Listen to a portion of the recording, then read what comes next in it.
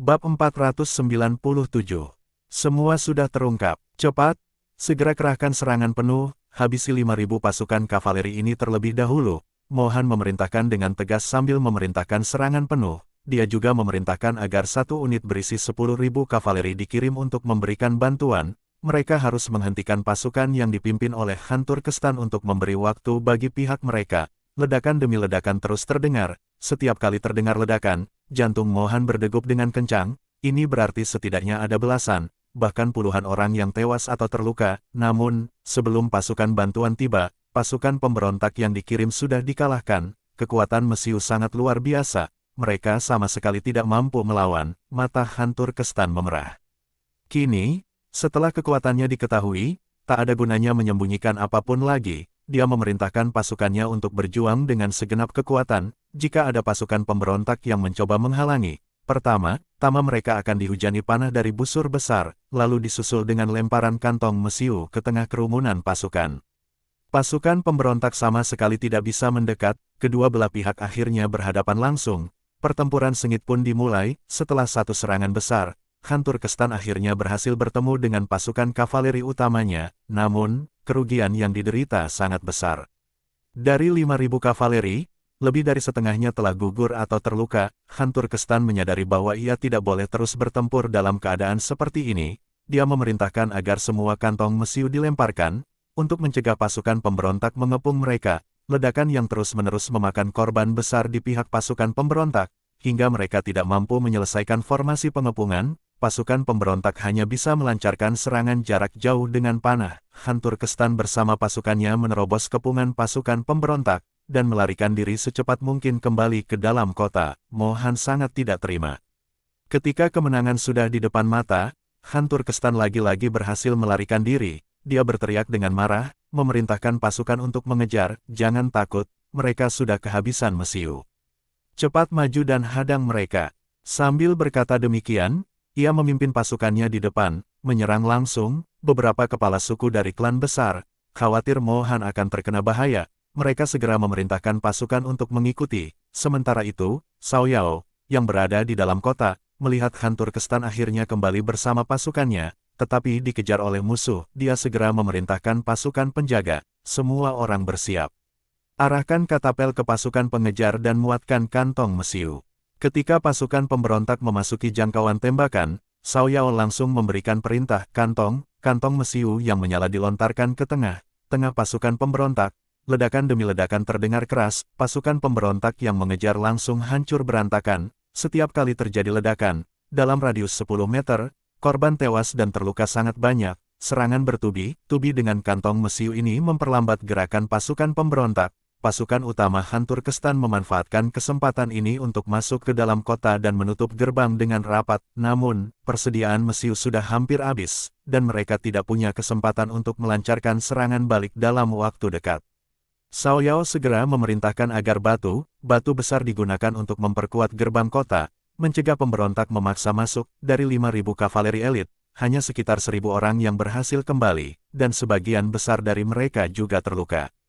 Benar-benar sialan. Mohan sungguh licik. Han Turkestan sangat marah. Dia menghunus pedangnya, lalu menebaskannya ke sebuah batu. Paduka, jangan terlalu emosi. Aku khawatir situasi akan menjadi semakin sulit setelah ini. Persediaan mesiu kita sudah hampir habis. Jika mereka memaksa menyerang kota, kita mungkin akan menghadapi pertempuran yang sangat berat, kata Cao Yao dengan cemas. Awalnya mereka sudah sangat siap. Dengan memilih waktu yang tepat, mereka bisa menggunakan mesiu untuk menghancurkan pasukan pemberontak. Namun, situasi medan perang berubah begitu cepat. Justru sekarang pasukan pemberontak yang memegang kendali. Setelah kekalahan kali ini, mereka hanya menyisakan sekitar 30.000 pasukan. Menghadapi pemberontak, mereka merasa semakin kewalahan. Yang lebih mengkhawatirkan adalah kini kota mereka telah dikepung sepenuhnya oleh pasukan pemberontak, sehingga tidak mungkin menerima pasokan dari luar. Cao Yao merasa sangat menyesal. Jika ia tahu akan seperti ini, seharusnya ia membeli lebih banyak bahan mesiu. Jangan takut, pasukan pemberontak juga mengalami kerugian besar. Kondisi mereka tidak lebih baik dari kita. Han Turkestan berkata dengan tegas. Di sisi lain, Mohan juga sangat marah. Untuk kesekian kalinya, ia harus melihat Han Turkestan meloloskan diri dengan selamat. Namun, kali ini kerugian di pihak Mohan lebih parah lagi. Mereka kehilangan lebih dari 10.000 orang, dan sebagian besar korban disebabkan oleh ledakan kantong mesiu. Luka-luka yang diderita pasukannya juga sangat parah, sehingga mereka senyap harus segera dirawat. Ia juga harus menugaskan lebih banyak orang untuk merawat para korban. Benar keterlaluan. Dari mana mereka mendapatkan begitu banyak mesiu? Apakah para pedagang dari Daxia juga menjual mesiu kepada mereka? Mengingat para pedagang Daxia yang mendapatkan keuntungan besar dalam perang ini, kemarahan Mohan semakin membara. Tidak hanya menjual senjata dengan harga tinggi, mereka juga menjual mesiu kepada Han Turkestan. Hal ini membuat Mohan merasa seperti dipermainkan. Kerugian kita terlalu besar, jika memang tidak memungkinkan, lebih baik kita mundur saja. Tadi aku melihat mereka menggunakan katapel untuk melontarkan mesiu. Dengan senjata seperti itu, menaklukkan kota ini akan sangat sulit. Kalaupun kita berhasil mengalahkan Han Turkestan, kerugian kita akan terlalu besar. Setelah itu, bagaimana kita bisa menghadapi serangan pasukan Daxia? Beberapa komandan pasukan pemberontak sudah mulai mempertimbangkan untuk mundur dan mencoba membujuk Mohan, namun, Mohan yang sedang marah langsung berteriak, siapapun yang berani menyarankan mundur lagi, aku akan menebasnya. Dengan tatapan garang, ia menatap semua orang dan berkata dengan keras, apakah kalian belum menyadari? Mereka memiliki begitu banyak mesiu, pasti itu dibeli dari pedagang Daxia. Jika kita mundur sekarang, Han Turkestan akan segera mendapatkan pasokan baru. Setelah mereka memiliki cukup mesiu, mereka bisa menyerang kita kapan saja. Tapi kita tidak tahu seberapa banyak mesiu yang masih mereka miliki. Jika kita menyerang tanpa perhitungan, kerugian kita bisa sangat besar. Hal ini juga bisa mempengaruhi moral pasukan kita. Tenang saja, jika mereka masih memiliki cukup mesiu, mereka tidak akan bertempur sehati-hati ini. Jadi menurutku, persediaan mesiu mereka sudah hampir habis. Kalau dugaanku benar, Han Turkestan sebenarnya ingin menggunakan mesiu untuk mengalahkan kita, tapi karena kita memaksanya menunjukkan kekuatan sebenarnya, persediaan mereka kini sudah sangat terbatas. Meskipun kita sudah kehilangan banyak orang, namun persediaan mesiu mereka juga hampir habis. Mohan menganalisis situasi dengan tenang, merasa bahwa inilah saat yang tepat untuk melancarkan serangan besar. Besok pagi, apapun yang terjadi, kita akan menangkap sebanyak mungkin tawanan untuk dijadikan tameng hidup. Mari kita lihat apakah Han Turkestan masih berani menggunakan kantong mesiu untuk menyerang kita. Perintahkan semua pasukan untuk beristirahat malam ini. Besok kita akan melancarkan serangan terakhir. Dalam 1 hari, kita harus bisa merebut kota Tufeng. Apa? Hanya 1 hari? Itu tidak mungkin. Beberapa komandan pasukan pemberontak tampak sangat terkejut. Tidak ada yang tidak mungkin. Besok pagi, seluruh pasukan akan menyerang bersamaan, gunakan busur berat kita juga. Aku tidak percaya kita tidak bisa menghancurkan kota ini. Akhirnya Mohan memutuskan untuk mempertaruhkan segalanya demi kemenangan cepat. Dia merasa bahwa ada tangan besar di belakang layar yang sedang mengendalikan semua ini, berusaha membuat mereka terus terkuras hingga akhirnya tidak mampu melawan Daxia. Sekarang, salju di padang rumput belum sepenuhnya mencair, meskipun harus menderita kerugian besar. Selama dia bisa menjadi penguasa padang rumput, dia yakin bisa menggantikan kerugian tersebut dengan cepat. Di padang rumput, pasukan kavaleri adalah penguasa, dan dia memiliki keyakinan penuh untuk melawan pasukan Daxia. Para komandan pemberontak tidak berani menentang perintah Mohan, jadi mereka hanya bisa menurut dan memerintahkan pasukan untuk beristirahat. Mohan juga mengirim orang untuk menarik kembali pasukan yang keluar untuk menangkap tawanan, agar mereka bisa membantu dalam pengepungan kota. Bab 498. Kemarahan para tawanan. Han Turkestan segera melakukan pengaturan ulang pada pasukannya setelah kekalahan sebelumnya. Kaji ini, ia memutuskan untuk mengubah taktik dari menyerang menjadi bertahan, menyadari bahwa sumber daya mereka sudah semakin menipis. Ketika para pengawal melaporkan jumlah kantong mesiu yang tersisa, hanya tersisa sekitar 20 kantong. Jumlah ini bahkan tidak cukup untuk memberikan serangan besar, apalagi mempertahankan perlawanan dalam waktu lama. Kantong mesiu ini hanya akan digunakan sekali dalam situasi paling genting, di mana hidup dan mati menjadi taruhan terakhir. Bahkan saat situasi mendekati batas, Han Turkestan tetap tidak akan berani menggunakannya sembarangan. Kerugian pasukan mereka juga sangat besar. Setelah perhitungan selesai, hanya ada sekitar 30.000 prajurit yang masih siap untuk bertempur. Jumlah ini sangat kecil dibandingkan dengan pasukan pemberontak yang memiliki 2 kali lipat jumlah pasukan. Dalam situasi seperti ini, Han Turkestan menyadari bahwa tidak ada pilihan lain selain bertahan, menunggu peluang yang lebih baik untuk membalikkan keadaan.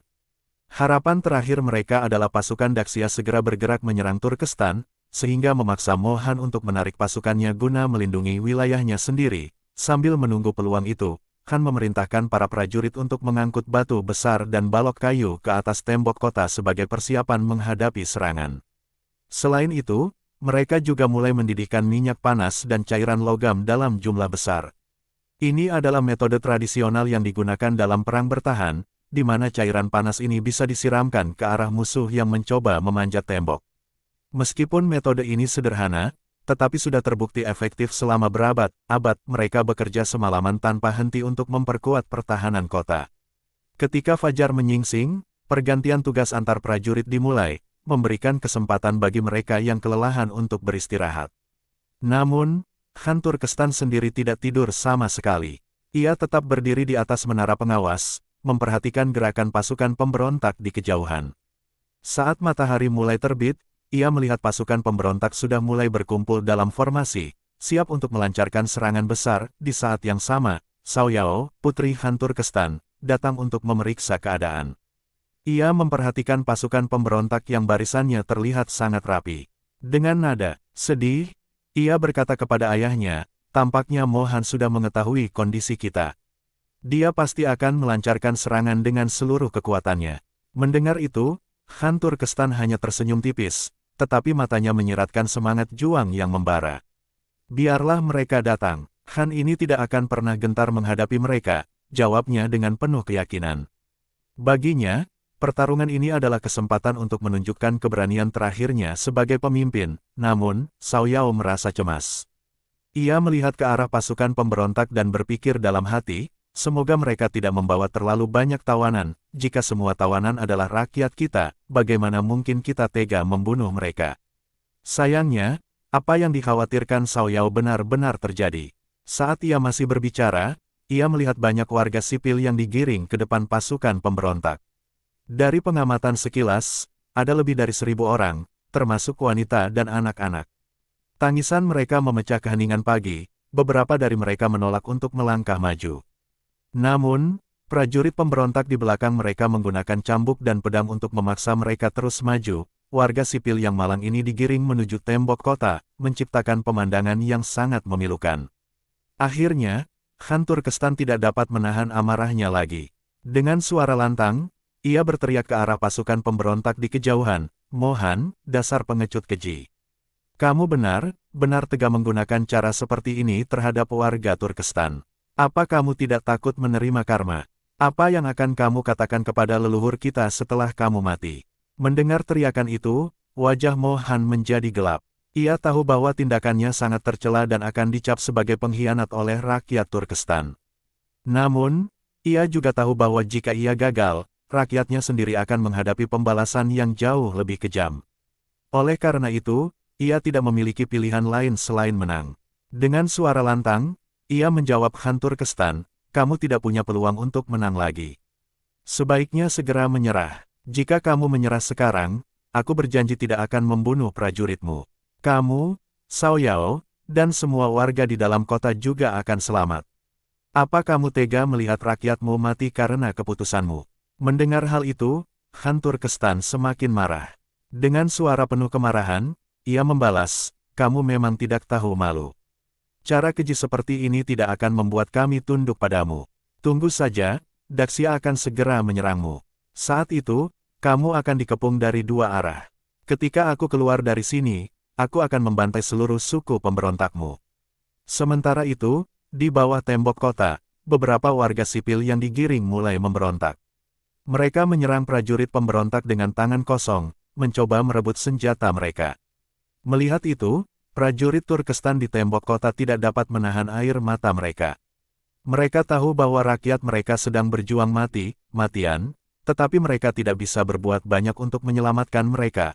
Han Turkestan memberikan perintah, panah. Persiapkan pelontar batu. Jangan biarkan pengorbanan mereka sia-sia. Bunuh mereka semua, termasuk musuh dan tawanan yang sudah dijadikan tameng oleh pemberontak. Panah-panah segera melesat, diikuti dengan batu besar yang dilontarkan menggunakan pelontar. Pasukan pemberontak yang tidak siap langsung mengalami kekalahan besar. Banyak dari mereka yang terbunuh, termasuk warga sipil yang dipaksa menjadi tameng manusia. Dengan hati yang berat, Han Turkestan memerintahkan agar semua warga yang tertangkap juga dibunuh. Ia tahu bahwa ini adalah satu-satunya cara untuk memastikan mereka tidak digunakan sebagai alat oleh musuh lagi. Setelah semua tawanan terbunuh, para prajurit Turkestan di tembok kota kini hanya memiliki satu tujuan, membalaskan dendam. Mereka bertempur dengan penuh kebencian, tanpa rasa takut akan kematian, namun, Mohan tidak menyerah begitu saja. Dengan suara lantang, ia memerintahkan pasukannya, semua prajurit, serang. Kita harus merebut kota ini hari ini, apapun yang terjadi. Pasukan pemberontak menyerbu dari 4 arah, menggunakan semua senjata yang mereka miliki, termasuk pelontar panah raksasa. Serangan ini menciptakan kekacauan besar di tembok kota. Di tengah pertempuran sengit, Xiao Yao dipanggil kembali ke dalam kota oleh ayahnya. Pergilah ke belakang, jangan sampai aku harus mengutus orang untuk melindungimu. Seru Han Turkestan, dengan air mata yang berlinang. Xiao Yao menjawab, ayah, berhati-hatilah. Jaga dirimu baik-baik. Ia tahu bahwa ia hanya akan menjadi beban jika tetap tinggal di medan perang, sehingga ia memutuskan untuk membantu di bagian belakang dengan merawat prajurit yang terluka. Pertempuran terus berlangsung dengan sengit, tetapi semangat juang pasukan Turkestan tidak surut. Bagi mereka, ini adalah perjuangan terakhir demi kehormatan dan kelangsungan hidup suku mereka. Bab 499, Wang Dayong memimpin. Situasi perang di Turkestan tiba-tiba berubah drastis, dan kabar ini dengan cepat menyebar ke Daxia, melalui utusan yang menempuh perjalanan dengan kecepatan tinggi. Pesan itu akhirnya sampai di ibu kota. Setelah menerima kabar tersebut, Gong Yanwu segera mencari Lin Hai untuk membahas langkah penyerangan. Hari-hari terakhir ini terasa begitu nyaman bagi mereka berdua. Lin Hai sering menghabiskan waktu bersama Gong Yanwu, keduanya sangat intim dan hampir selalu bersama. Awalnya, mereka berpikir untuk menunggu dan melihat Turkestan terus terkuras oleh konflik internal. Namun, situasi di medan perang berubah begitu cepat sehingga rencana mereka sudah sepenuhnya terganggu. Jika Han Turkestan sampai kalah, semua strategi yang telah dirancang akan berantakan. Ketika Lin Hai tiba di istana, ia langsung menyadari ada sesuatu yang tidak beres dengan ekspresi Gong Yanwu. Wajahnya terlihat lebih serius dari biasanya. Apakah terjadi sesuatu? Tanya Lin Hai dengan nada khawatir. Ini adalah laporan dari garis depan. Situasi Han Turkestan saat ini sangat tidak menguntungkan. Lihatlah sendiri, jawab Gong Yanwu sambil menyerahkan dokumen itu. Lin Hai membaca laporan tersebut dengan cermat dan menjadi sangat cemas.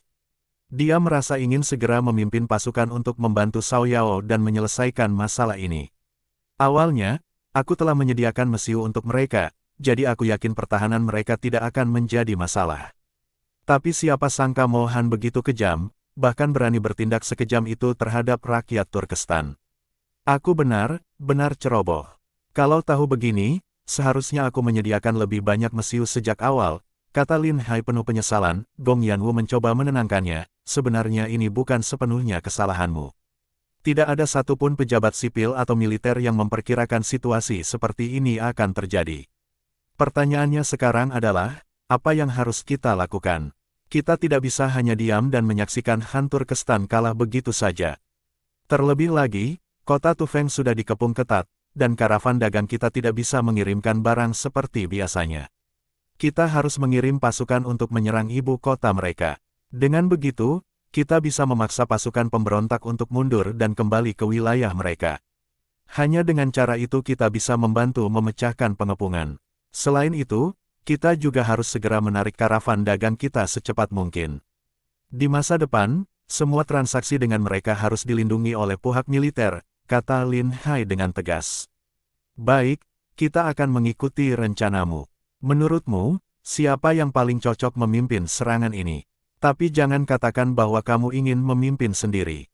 Ini bukan pertempuran besar, melawan Turkestan. Kamu harus tetap berada di ibu kota, jawab Gong Yanwu, yang tidak ingin Lin Hai terlibat langsung hanya untuk masalah kecil.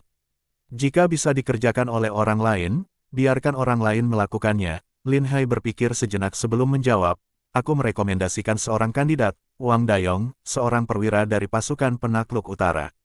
Dia sangat cocok untuk tugas ini. Izinkan dia memimpin 20.000 pasukan kavaleri dan bergerak secepat mungkin untuk menyerang. Tidak perlu merebut ibu kota Turkestan, cukup menyerang dengan sekuat tenaga untuk memaksa pasukan pemberontak mundur. Setelah mereka mundur, minta Wang Dayong untuk mengirimkan lebih banyak mesiu kepada Han Turkestan. Lin Hai menjelaskan rencananya dengan rinci. Ia telah menduga bahwa alasan Mohan nekat menyerang Han Turkestan dengan segala cara adalah karena ia telah mencium sesuatu. Terutama karena Han Turkestan menggunakan banyak mesiu dalam perang, mudah ditebak bahwa bahan-bahan mesiu tersebut berasal dari Daxia. Lagi pula, selain Daxia, tidak ada negara lain yang mampu membuat mesiu. Dengan mengetahui bahwa Daxia berusaha menguras kekuatan Turkestan, situasi Cao Yao semakin berbahaya. Jika bukan karena Cao Yao yang terjebak, Lin Hai tidak akan terlalu peduli dengan nasib Han Turkestan. Bahkan jika Mohan berhasil menyatukan seluruh Turkestan, Daxia tetap memiliki keyakinan untuk mengalahkannya secara total. Baik, kita lakukan seperti yang kamu usulkan. Masalah ini tidak perlu dibahas lagi. Aku akan segera mengeluarkan dekrit agar Kementerian Perang mengatur perintah pengiriman pasukan, jawab Gong Yanwu. Wang Dayong diangkat menjadi Jenderal Kavaleri Angin dan memimpin 20.000 pasukan berkuda dalam misi ini. Pasukan tersebut dipersenjatai dengan granat tangan, panah, dan lebih dari 100 meriam kecil. Dengan kekuatan seperti itu, bahkan jika mereka menghadapi pasukan utama Turkestan, mereka bisa mengalahkan pasukan musuh dengan mudah. Beberapa orang, termasuk Si Tol dan Liu Ergou, juga ikut serta.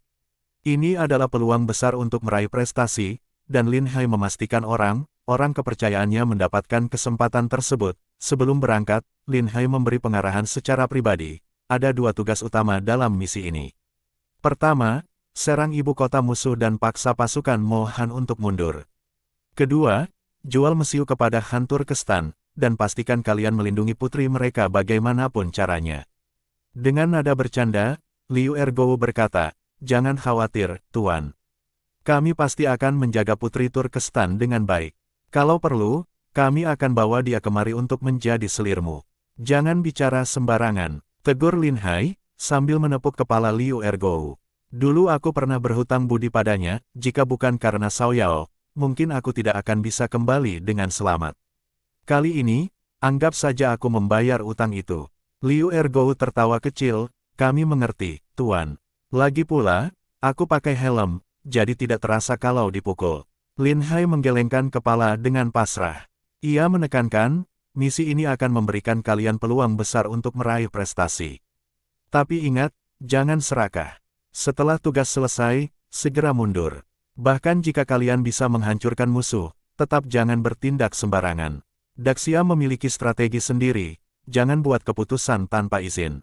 Selain itu, ikuti semua perintah Wang Dayong. Jika ada yang melawan perintahnya, aku sendiri yang akan menghukum kalian nanti.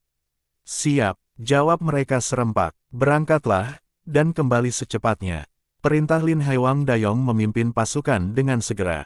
Di sisi lain, Yu Huaxi, yang berada di dekat Lin Hai, bertanya, "Kali ini kamu tidak memimpin pasukan, ini agak tidak biasa." Lin Hai tersenyum pahit, "Apa yang bisa aku lakukan? Ibu Suri melarangku memimpin untuk kecil seperti ini. Lagi pula, meskipun kamu yang paling cocok memimpin, aku pikir jika kamu pergi, maka Xianer akan sendirian di rumah. Lebih baik kita semua tetap di ibu kota. Kalau ada waktu luang, kita bisa minum bersama." Yu Huaxi tertawa, "Aku memang suka memimpin pasukan. Tapi kalau tidak ada kamu, itu tidak menyenangkan. Lagi pula, kita juga perlu memberikan kesempatan kepada orang lain untuk bersinar dan membantu Daxia melahirkan lebih banyak pemimpin militer." Yu Huaxi tidak memiliki minat terhadap kekuasaan. Kehidupannya saat ini sudah membuatnya merasa sangat puas. Terutama, ia sangat berdedikasi dalam mengajarkan kaisar muda. Ia berharap bisa membimbing sang kaisar menjadi seorang pemimpin yang bijaksana dan memberikan manfaat besar bagi seluruh rakyat Daxia. Ketika kaisar sudah benar-benar dewasa dan matang, mereka berencana untuk menyerahkan seluruh kekuasaan yang mereka miliki. Setelah itu, mereka hanya ingin menjalani kehidupan sederhana, melakukan bisnis kecil-kecilan, dan bepergian ke tempat-tempat indah untuk menikmati pemandangan alam. Itulah kehidupan yang mereka dambakan. Kalau begitu, mari kita mulai persiapan. Sudah lama sekali aku tidak mengajar kaisar. Mungkin dalam beberapa waktu ke depan aku akan memimpin pasukan untuk berperang. Jadi, Sebelum itu terjadi, aku akan memanfaatkan waktu ini untuk mengajar Kaisar dengan baik, kata Lin Hai sambil tersenyum. Setuju, Kaisar memang memiliki bakat yang luar biasa, dan ia juga sangat tekun dalam berlatih ilmu bela diri. Ketika cuaca sudah mulai hangat nanti, aku berencana untuk mengajarkan Kaisar menunggang kuda. Setelah tahun baru, usianya akan genap 6 tahun, dan itu adalah waktu yang sangat tepat untuk belajar menunggang kuda, ujar Yuhuasi.